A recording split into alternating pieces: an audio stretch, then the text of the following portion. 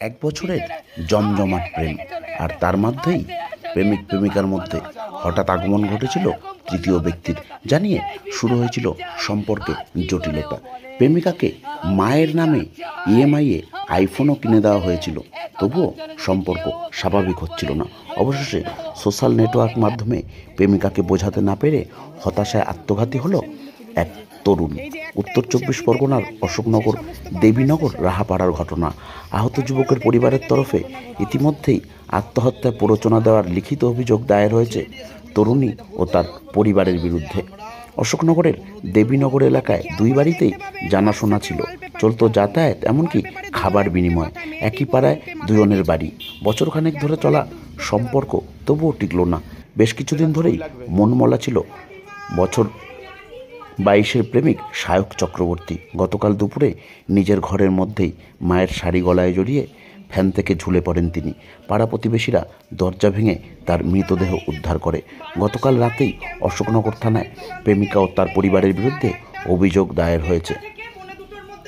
ফোনটিও আটক করেছে এবং প্রেমিক প্রেমিকার কথোপকথন পরীক্ষা করে দেখছে পুলিশ। মৃত যুবকের পরিবারের তরফে কঠোর শাস্তির দাবি করা হয়েছে। ইতিমধ্যেই ফেসবুক উত্তাল ওই তরুণীর আচরণে। জানা যায়, সরকারি চাকরি পাওয়া আর এক যুবকের সঙ্গে বেশ কিছুদিন হলো ঘনিষ্ঠতা হয়েছে ওই কন্যার, আর তার জেরেই রীতিমতো উপেক্ষা করছিল গৃহশিক্ষক এবং একটি ওষুধের দোকানে কর্মরত নিজের পুরানো প্রেমিককে। আর তার জেরেই মনমরা হয়েছিল 22 বছরের যুবক। গতকাল বাড়িতে কেউ ছিল না, সেই সুযোগেই সে মায়ের শাড়ি গলায় জড়িয়ে ঝুলে পড়ে। অভিযোগ, তার আগে দুজনের মধ্যে সোশ্যাল সাইটে কথাবার্তা হয়েছিল, কিন্তু সামাজিক মাধ্যমে প্রেমিকাকে বোঝাতে অসমর্থ হয় যুবক। তিনি তার সিদ্ধান্তের কথাও জানান, পৃথিবী ছেড়ে চলে যাওয়ার কথাও নাকি জানান। তবে প্রেমিকা কিছুতেই মানতে রাজি হননি। আর তারপরেই এই ঘটনা, সমস্ত ঘটনার তদন্তে নেমেছে অশোকনগর থানার পুলিশ। ইতিমধ্যেই দেবীনগর এলাকার ওই যুবকের বন্ধুরা সোশ্যাল মিডিয়ায় ভাইরাল করেছে সেই পোস্ট। ঘটনা ঘটল, ও একটা মেয়ের সাথে দীর্ঘ 7-8 মাস কি 1 বছর যাবত একটা রিলেশনশিপে ছিল।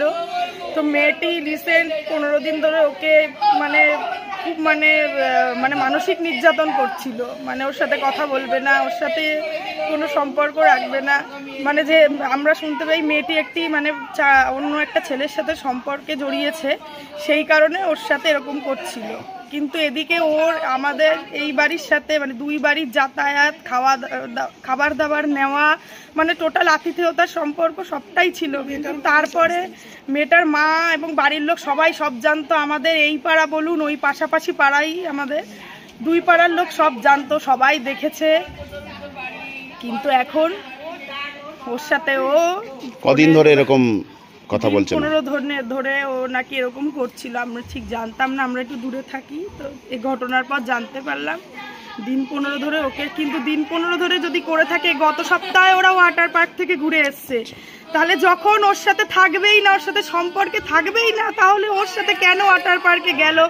পয়লা বৈশাখের কুর্তি আমার দেওর গুড্ডু যে মারা গেছে, সায়ক চক্রবর্তী, মিশো থেকে অর্ডার করে ওই মেয়ের বাড়িতে পাঠিয়েছে। আপনারা যাচাই করে দেখতে পারেন, পুলিশের কাছে আমাদের সমস্ত নথি জমা। কি নাম সেই মেয়েটির?